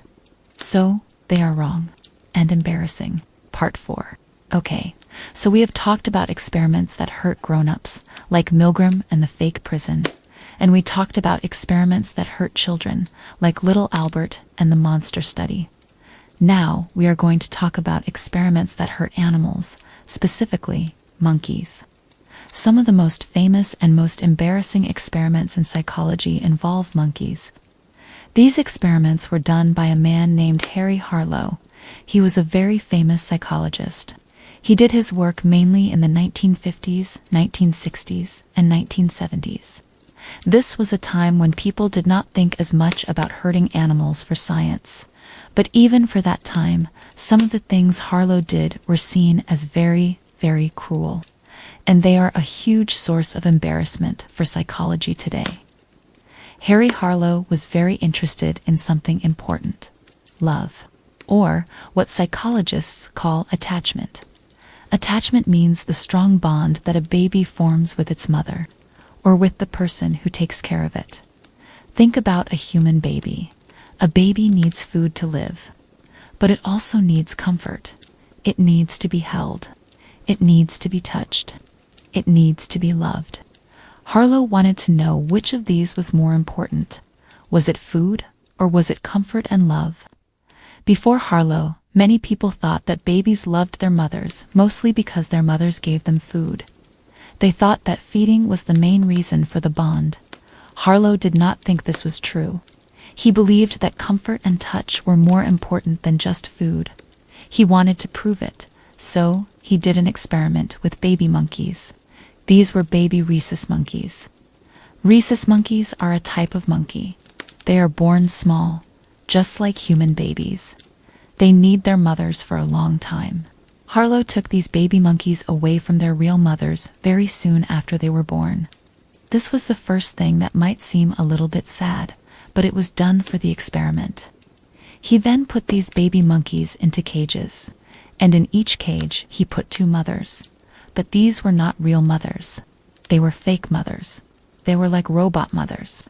Harlow built them himself. One fake mother was made of wire, just plain wire. It was like a metal cage shaped like a monkey. This wire mother had a bottle of milk attached to it. The bottle had a nipple, and the baby monkey could drink milk from it. So, this wire mother gave food. It was like a vending machine for milk. It had no softness. It had no warmth. It was just hard wire. It was cold. It was pointy in some places. It was just a food machine. It was there to give the baby monkey all the food it needed to live. It was there to make sure the baby monkey would not starve. It was there to show that the baby monkey got all its food from this mother. The other fake mother was different. This fake mother was also made of wire underneath, but on top of the wire, it was covered with soft cloth. A soft, fuzzy cloth. This cloth made the fake mother feel warm. It made it feel soft. It made it feel like something you could cuddle. It was like a soft blanket. But this cloth mother did not have a bottle of milk. It did not give any food. So, this cloth mother gave comfort. It gave warmth. It gave softness. But no food. So you had 2 fake mothers in the cage with the baby monkey. One was wire and gave food. The other was cloth and gave comfort. The big question was, which mother would the baby monkey spend more time with? Which mother would the baby monkey run to when it was scared? Harlow put the baby monkeys in the cages. He watched them very, very closely. He wanted to see how they would act. What he found was very clear, and it was very important for understanding love and attachment. The baby monkeys drank milk from the wire mother. They had to, because that was the only place to get food. They would go to the wire mother, quickly drink their milk, and then what would they do? They would run right back to the cloth mother. They would spend almost all their time with the cloth mother. They would cling to the cloth mother. Cling means to hold on very tightly. They would hug the cloth mother. They would rub themselves against the soft cloth. They would spend 17 or 18 hours a day with the cloth mother. Even though the cloth mother gave no food, the wire mother, the food mother, they spent only about an hour a day with, just enough time to eat. When something scary happened in the cage, like a loud noise or a strange toy, the baby monkeys would instantly run to the cloth mother. They would cling to her very, very tightly. They would bury their faces in her soft fur. They would shake. They would be scared, but they would feel safe and comforted by the cloth mother. They did not run to the wire mother for comfort. The wire mother was just for food. The cloth mother was for safety. The cloth mother was for comfort. The cloth mother was for love. This experiment proved Harlow's idea. It showed that for baby monkeys, comfort and touch and love were much, much more important than just food. It showed that babies need warmth. They need softness. They need something to cling to. They need something that feels safe. This was a very big finding for psychology. It changed how people thought about babies and mothers. It showed that mothers are not just milk dispensers, they are sources of comfort and safety. This was good knowledge. It helped us understand human babies better too. It showed that physical contact, that cuddling, that warmth, is vital for proper development. It is not just about feeding, it is about emotional connection. This part of Harlow's work, the cloth mother experiment, is considered important and helpful knowledge. But now we get to the parts that are deeply, deeply embarrassing and truly, truly cruel. Harlow did not stop with just the cloth mothers. He went much, much further. He wanted to understand what happens when babies do not get love. What happens when they do not get comfort? What happens when they are completely alone? He believed that if you took away love and comfort, it would cause very serious problems, and he wanted to prove this. So, he designed even more experiments. These experiments were designed to cause suffering. They were designed to see how much suffering these monkeys could take, and this is where it became very, very dark. First, let's talk about the pits of despair. This is what Harlow himself called them. A pit is a deep hole. Despair is a feeling of having no hope at all. So, these were literally pits of no hope. What were they? Harlow built these things that were like small, dark, isolated metal chambers. Imagine a very tiny metal room. No windows, nothing to see, nothing to play with, no other monkeys, no soft cloth mothers, no light, just darkness, just emptiness. A little bit of food and water would be put in there, but nothing else. Harlow took baby monkeys, often right after they were born, or after they had been with a real mother for a short time, and he put them into these pits. They were kept completely alone for months, sometimes for 6 months, sometimes for a whole year, or even longer. Imagine a baby monkey who naturally needs to be with others, who naturally needs to cling and be loved, being put into a dark, empty box for months. This was extreme isolation. Isolation means being completely alone. What happened to these monkeys? The results were heartbreaking. They were terrible. The monkeys became severely disturbed. Disturbed means very, very messed up mentally. They became very, very sick in their minds. They would rock back and forth. Just rock, rock, rock, over and over again. Like a person with a mental illness, they would stare blankly into space, no expression, just empty eyes. They would hug themselves tightly, because there was no one else to hug. They needed comfort, so they tried to give it to themselves. They would bite themselves. They would pull out their own hair. They would scratch themselves. This is called self-mutilation. It means hurting yourself. This is a sign of extreme distress, extreme mental pain. When Harlow finally took them out of these pits, they were not normal monkeys anymore. They could not play with other monkeys. They could not interact with other monkeys. They would just sit in a corner. They would cower. Cower means to crouch down in fear. They would be afraid of other monkeys. They would be afraid of everything. They were socially crippled. Crippled means damaged. They were damaged in how they acted with others.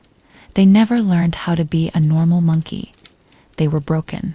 They were permanently broken. They were sad. They were scared. They were confused. They were filled with despair. Harlow saw this. He knew what he was doing. He knew he was causing severe mental illness in these monkeys, but he kept doing it. He wanted to prove that love and comfort were essential. Essential means absolutely necessary. He proved it, but at a terrible, terrible cost. He created mentally sick animals. He created animals that lived lives of constant sadness and fear. This was not just a side effect. It was the point of the experiment. He wanted to see how bad it could get, and he made it very, very bad. And it gets even worse.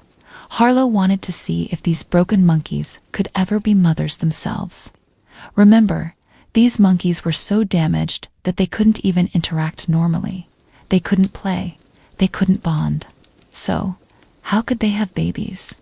Most of the isolated female monkeys would not mate naturally. Mate means to have sex to make babies. They didn't know how. They didn't want to. They were too messed up. So, Harlow created something even more disturbing. He called them rape racks. This is a terrible name, and it describes a terrible thing. What were they? They were devices, machines. They would strap the female monkey into a device, a metal frame. They would hold her down very tightly, so she could not move, so she could not fight. She was completely helpless. And then, a normal male monkey would be brought in to mate with her. She was forced. She was forced to have babies. She had no choice. This was forced breeding. It was done to see if these damaged monkeys could become mothers. It was done because they wouldn't mate naturally. And when these forced mothers had babies, what kind of mothers were they? They were terrible mothers. Many of them were abusive. Abusive means they hurt their babies. They would ignore their babies. They would push their babies away. They would step on their babies. Some of them even attacked their babies. They bit their babies. They crushed their babies.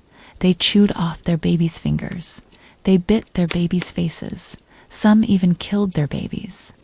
These monkeys, who had never known love themselves, who had been raised in despair, did not know how to give love. They did not know how to be mothers. They were damaged so badly that they could not even take care of their own young.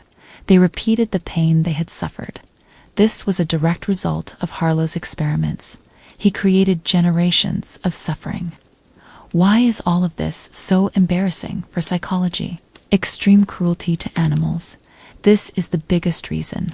Harlow's experiments caused immense, prolonged, and deliberate suffering to sentient beings. Sentient means they can feel pain, fear, and emotion. The pits of despair caused severe mental illness. The rape racks caused physical and emotional trauma. These were not just quick little moments of pain. This was continuous, deep suffering for months and years. It was clear that the monkeys were in agony. They were clearly terrified and heartbroken. For science to cause this much pain is simply wrong. It crosses a line that should never be crossed. It shows a complete disregard for the lives and feelings of the animals involved. It is an act of torture in the name of science. Unnecessary suffering. While Harlow did learn important things about love and attachment, many people argue that the extreme suffering he caused was not necessary.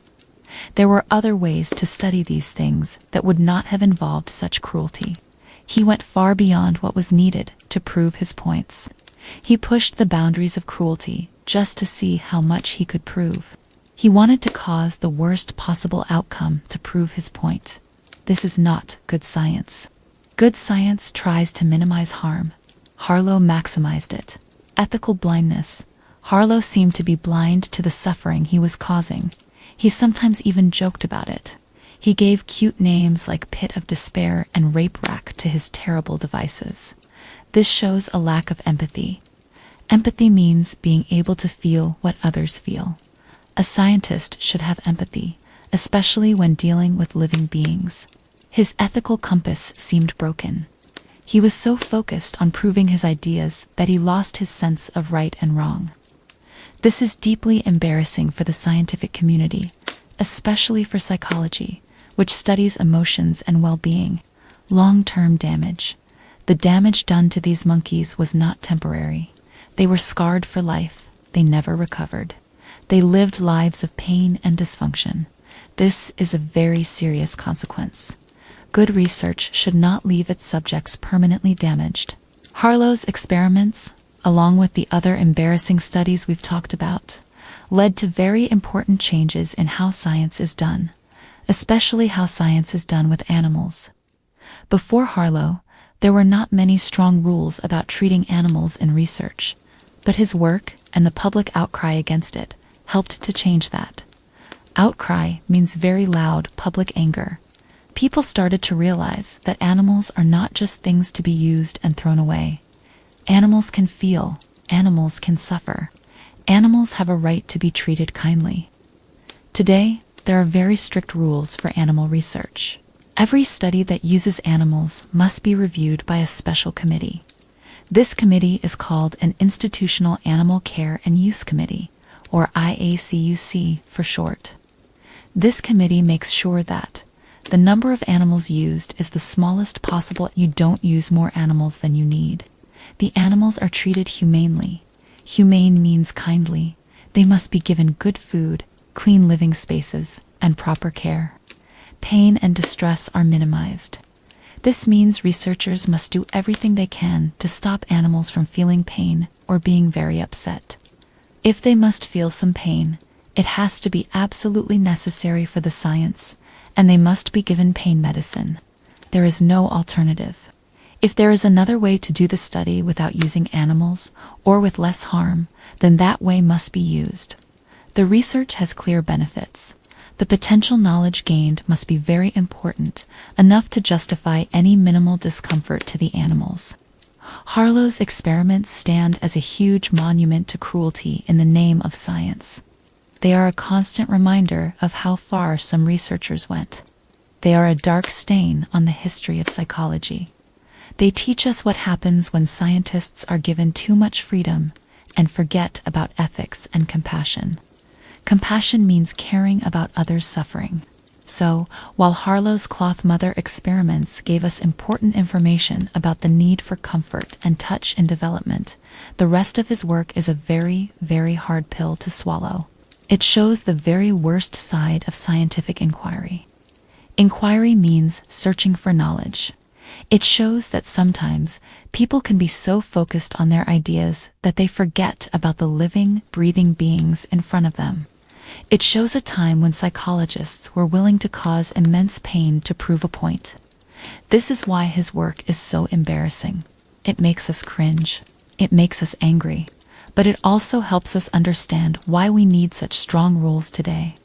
It is a reminder that we must always question the methods, not just the findings. We must always ask, was this done in a right way? Was it kind? Was it humane? Was it ethical? And in Harlow's case, for much of his later work, the answer is a resounding no. A very loud no. It was not kind. It was not humane. It was not ethical. It was simply cruel. And that is a very simple thing to understand. Hurting baby monkeys like that is wrong. Causing mental illness in them is wrong. Forcing them to breed is wrong. And that is why it is one of the most embarrassing stories in the history of psychology. Because it shows how people who were supposed to be smart, who were supposed to be advancing knowledge, instead chose to cause immense suffering. It's a sad and shameful chapter. It makes you wonder how people could be so blind to the pain they were causing. It makes you wonder how anyone could sleep at night after doing such things. And that is the true embarrassing legacy of Harry Harlow's later monkey experiments. They are the definition of scientific misconduct and ethical failure. They are a stark reminder that the pursuit of knowledge, if not guided by strong moral principles, can lead to unspeakable cruelty. This is a very, very simple message. Be kind. Harlow was not kind to his monkeys, and for that, his work remains a deep embarrassment. This is a lesson about what happens when science loses its heart. It loses its way, and it causes unimaginable suffering. This is the very core of why it is embarrassing. It showed that psychology, in its early days, was capable of truly monstrous acts against creatures that could not defend themselves. And it took a long time and a lot of anger to change that. And the suffering of those monkeys will always be a part of that story. Part 5. Weird Ideas and Bad Science. Okay, we have talked about some very famous and very bad experiments. We talked about Milgram and people obeying orders. We talked about the fake prison and how people changed in roles. We talked about hurting children with little Albert and the monster study. And we talked about hurting monkeys with Harry Harlow. All of these were real experiments. They were done by real scientists, and they were very embarrassing for psychology. They showed how science could go very wrong. They showed how people could be hurt. Now, in this last part, we are going to look at some other ideas. Some other things that were part of psychology's history. These were not always experiments in the same way, but they were ideas. They were ways of thinking, and they were pushed by people who said they were doing science, but they were actually very, very bad ideas. They were not real science. They were fake science. Or they were good science used for very, very bad reasons. And they are also very embarrassing for psychology, because they show how sometimes smart people can believe really dumb things, or how they can use science to do really mean things. We will talk about two main ones: phrenology and eugenics. Let's start with phrenology. Say that word slowly. Phrenology. Phrenology. What is phrenology? It is the idea that you can tell a person's personality. You can tell what kind of person they are. You can tell if they are smart. You can tell if they are kind. You can tell if they are mean. You can tell if they are good at music. You can tell all these things just by feeling the bumps on their head. That's right, just by touching their head, feeling the bumps. This idea came from a man named Franz Joseph Gall. He was a doctor from Germany. This was in the late 1700s and early 1800s, a very long time ago. Gall had an idea. He thought that different parts of your brain did different jobs. Like one part of the brain made you good at music, another part made you kind, another part made you good at math.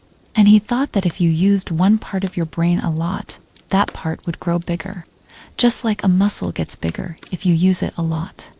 So, if the part of your brain for music was very big because you were very musical, then that part of your brain would push out on your skull. Your skull is your head bone, and that would make a bump on your head. A bump that you could feel. So, if you had a big bump here on your head, it meant you were very musical. If you had a big bump there, it meant you were very kind. This was his idea. It sounds a bit silly now, doesn't it? Feeling bumps on a head to know if someone is musical. But at the time, many people believed it. They thought it sounded scientific, because it talked about the brain, and it talked about things growing. People would go to phrenologists. A phrenologist was a person who studied phrenology. They would pay money. The phrenologists would feel their head. They would run their fingers over the person's skull. They would feel all the bumps and hollows. And then they would tell the person what kind of person they were.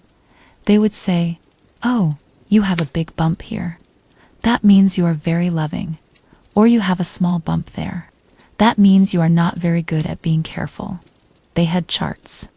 These charts showed pictures of a head. And on the head, there were many different areas. Each area had a name, like benevolence or destructiveness. And if you had a big bump in the benevolence area, they would say you were a kind person. Now, why was phrenology bad science? First, the basic idea was wrong. The brain does have different parts that do different jobs. That part was a bit right. But the idea that parts of the brain grow so big they push on your skull and make bumps on your head, that is completely wrong. Your skull is a hard bone. It doesn't just bump out because a part of your brain gets a little bigger. The shape of your skull does not match the shape of your brain underneath in that way. It's like saying if you eat a lot of food, your stomach gets bigger, and that makes a bump on your skin that someone can feel and know how much you eat. It's not how it works. The skull is fixed. It doesn't change shape like that. Second, there was no real evidence. No one ever did real scientific tests to prove phrenology. They just looked at people and made guesses. If someone had a bump where kindness was supposed to be, and they seemed kind, the phrenologist would say, "See, I told you." But if they weren't kind, the phrenologist would just say something else, or make excuses. It was not based on careful testing. It was just based on what they wanted to believe. It was like fortune telling. Third, and this is why it's truly embarrassing, phrenology was used for bad reasons. It was often used to justify prejudice. Prejudice means having a bad opinion about someone before you even know them. People used phrenology to say that certain races were less intelligent or more criminal because of the bumps on their heads. This was not true. It was just an excuse for racism. Racism is treating people badly because of their race. They would say, "Oh, look at the bumps on this person's head. They are from this country, and their head shows they are lazy." This was completely made up. It was not science. It was just hate dressed up in fancy words.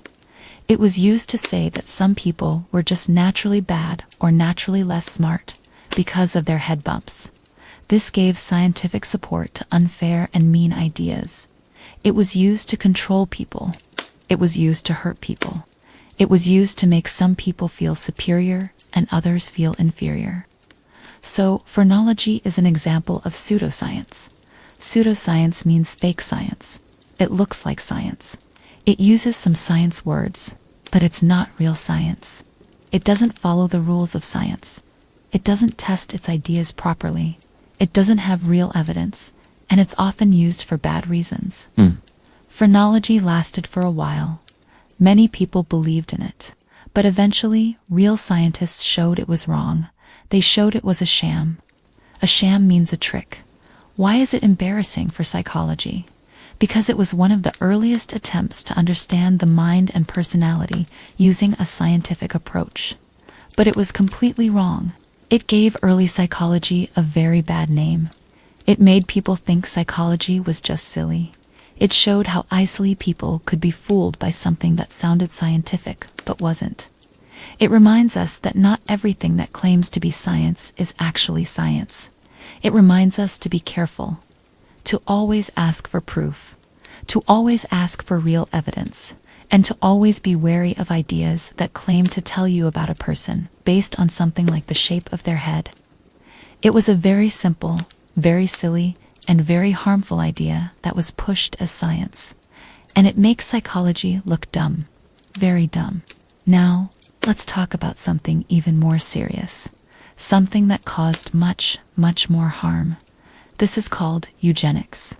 Say it slowly, eugenics. This is a very dark part of psychology's history. It is deeply, deeply embarrassing. And it led to terrible, terrible things. What is eugenics? The basic idea of eugenics is to improve the human race, to make humanity better. It's like breeding animals. Think about a farmer who breeds cows. They want cows that give a lot of milk. So they pick the cows that give a lot of milk, and they make sure those cows have babies.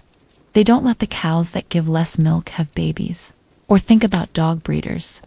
They want a dog that is fast for racing, so they breed the fastest dogs together. Eugenics was the idea of doing this with humans, to make people better by controlling who has babies. This idea came from a man named Francis Galton. He was an English scientist. He was actually related to Charles Darwin, who came up with the idea of evolution. Galton took some of Darwin's ideas and twisted them. He thought that if you could breed better animals, you could breed better humans. He thought that some people had good genes.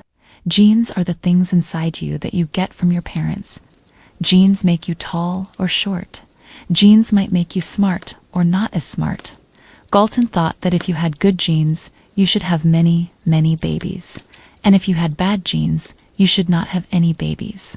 He believed this would make the whole human race stronger, smarter, and healthier. But who decided what was good and what was bad? That was the problem.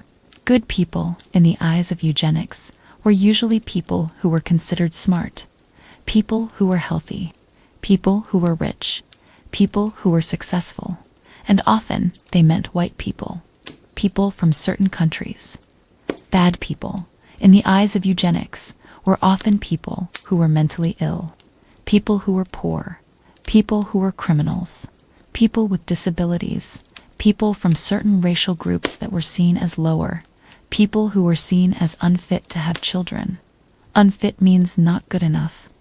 This idea of eugenics was very popular in the late 1800s and early 1900s. Many countries, including the United States, believed in it, and they put it into practice. This is where it became truly terrible. How did eugenics work in practice? How did they try to improve the human race? Forced sterilization. This is the most shocking and cruel part. Sterilization means making a person unable to have children. Forcing someone to be sterilized means they have no choice. They are made unable to have children, even if they want to. This was done to thousands and thousands of people in many countries. They would target people in mental hospitals, people in prisons, people who were poor, people who were seen as feeble-minded. Feeble-minded was a terrible term they used for people with low intelligence or mental disabilities. They would perform operations on these people, operations that made it impossible for them to have babies. They would often do this without the person's permission, or without them understanding what was happening. This was a direct attack on human rights. It was taking away a person's most basic right to have a family. It was horrific. It was done to prevent bad genes from being passed on. It was done to literally stop certain kinds of people from existing. Marriage laws. Some laws were made that prevented certain people from getting married. For example, laws that said people with mental illnesses could not marry, or laws that said people of different races could not marry. This was also to control who had children. Immigration laws. Immigration laws decide who can come into a country. Eugenics ideas were used to stop people from certain countries or certain races from entering a country. They would say, these people have bad genes. We don't want them to come here and have babies. So, they would stop them from coming in. Segregation and institutionalization. They would separate people they considered unfit. They would put people with disabilities or mental illnesses or criminals into special institutions. These were like homes or hospitals. They would keep them there for their whole lives. This was not just about care. It was also to make sure these people could not mix with others. They could not get married. They could not have children. It was a way to control their reproduction. Now, where does psychology fit into this? This is why it's so embarrassing for psychology. Early psychologists played a very, very big role in eugenics. How IQ tests. Psychologists created early intelligence tests called IQ tests. An IQ test is supposed to measure how smart you are. Some early psychologists believed these tests proved that certain racial groups were less intelligent than others. This was often based on bad testing, or biased tests, or simply wrong interpretations. But these psychologists then used these IQ scores to say, see, these people are less smart. They have bad genes. They should not have children. They used the science of IQ testing to justify eugenics, providing scientific justification. Psychologists were seen as experts on the mind and human behavior. When they said that eugenics was scientific and good for society, it gave the idea a lot of power. People listened to scientists. So, when psychologists said, we need to stop these people from having children because of their genes, it made the terrible practice of forced sterilization seem like a good scientific thing to do. They lent their authority. They gave eugenics a scientific stamp of approval. This was a terrible betrayal of science. Science is supposed to be about truth and helping people, not about justifying hatred and discrimination. Why was eugenics wrong, immoral, and cruel? It was fundamentally wrong. It took away basic human rights. It treated people like animals to be bred. It caused immense suffering and injustice. It was about controlling people's lives in the most personal way possible. It was truly evil, bad science. The science behind eugenics was terrible. Human traits are very complex. They are not just controlled by single good or bad genes. Things like intelligence and behavior are influenced by many genes and also by the environment, by your family, by your school, by your neighborhood, by your food, by your opportunities. Eugenics ignored all of this. It thought everything was just about genes. It misunderstood genetics completely. It was oversimplified. It was lazy thinking. And it was dangerous thinking. Led to atrocities. The ideas of eugenics were taken to their most extreme and horrific end by the Nazis in Germany. The Nazis believed in racial purity. They believed some races were superior and others were inferior. They used eugenics ideas to justify killing millions of people, including Jewish people, Romani people, people with disabilities, and many others. They forced sterilization on hundreds of thousands of people. The Holocaust, one of the worst events in human history, was built on eugenics ideas. Psychology, by supporting eugenics, had helped lay some of the groundwork for this horror. This is the biggest, most shameful connection. Promoted racism and discrimination. Eugenics was used to justify racism, prejudice, and discrimination against minority groups and vulnerable people. It made it seem like it was science to treat some people as less human. This is why eugenics is the most embarrassing and horrifying chapter in psychology's history. It shows psychology not just doing bad experiments, but actively supporting truly evil social policies.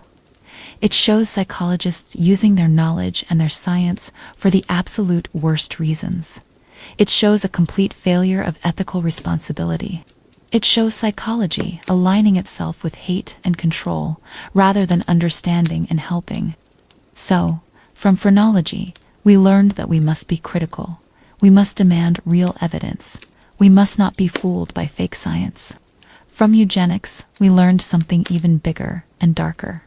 We learned that science can be misused, that scientific knowledge can be twisted to support prejudice and cruelty. We learned that scientists have a huge moral responsibility. They cannot just do their work in a bubble. They must think about the impact of their ideas. They must think about how their findings will be used. They must think about who might be hurt. Psychology learned that it must never, ever again lend its name or its tools to ideas that dehumanize people or justify discrimination. It must always, always stand for human dignity and human rights. It must always protect the vulnerable. The lessons from all these embarrassing moments, Little Albert, monster study, Harlow, phrenology, eugenics, have changed psychology forever. These bad parts of history led to a complete overhaul of how psychology works. An overhaul means a complete change. Here is what psychology learned, in very simple terms. Ethics are super important. This is the biggest lesson. No more harming people or animals for science. No more lying too much. No more forcing people to stay. No more causing extreme stress. Rules were made, strict rules. These rules are called ethical guidelines. Every psychologist now must follow these rules. This is like a set of laws for how to do good, kind, and safe science. These rules are non-negotiable.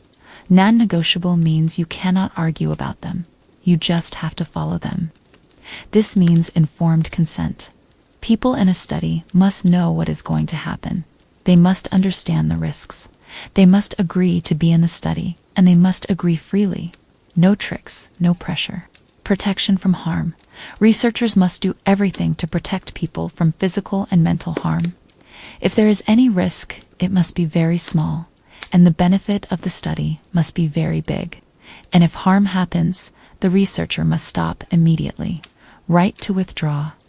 Anyone in a study can leave at any time. No questions asked. No punishment. They are completely free to say, "I want to stop." Debriefing after the study. Especially if there was any tricking, the researcher must tell the full truth to the participants. They must explain why they were tricked. They must make sure the participant is okay. They must explain the true purpose of the study. Confidentiality. What people say or do in a study must be kept private. Their names are not used. No one else should know what they said or did. It's secret. Animal welfare. Animals must be treated humanely. Their pain must be minimized. They must be cared for well. Their living conditions must be good. Be critical of science. Just because someone says something is science doesn't mean it's good science or real science. Always ask, where is the proof? Is there real evidence? Was it tested correctly? Does it make sense? Is it being used for good or for bad? Do not just believe something because a scientist says it. This helps us avoid things like phrenology. Watch out for bias. Bias means letting your own feelings or beliefs get in the way of what is true. Scientists must try very hard not to let their own beliefs or their own prejudices influence their work. They must try to be objective. Objective means looking at the facts, not at what you want the facts to be. This helps us avoid terrible things like eugenics, where people used science to support their own hateful ideas. Humility and learning. Psychology is a young science compared to some others. It has made many mistakes, but the important thing is that it has learned from them. It has admitted its errors. It has tried to make things better. It is a science that is constantly trying to improve itself. It has learned to be humble. Humility means not thinking you know everything. It means being open to being wrong. The goal is to help, not to harm. At its heart, psychology wants to understand humans. It wants to help people. It wants to make lives better. It does not want to hurt people. It does not want to justify hatred. It does not want to control people in bad ways. These embarrassing moments reminded psychology of its true purpose, its true calling, which is to understand, yes, but also to heal and to improve the human condition, always with respect and kindness. So, these stories of embarrassing experiments are not just old history. They are crucial lessons. They are scars that remind psychology of its past mistakes. They led directly to the strong ethical rules and careful thinking that are part of good psychology today. They show that psychology, like all sciences, has had to learn some very hard, very painful, and very embarrassing lessons. But it has learned them.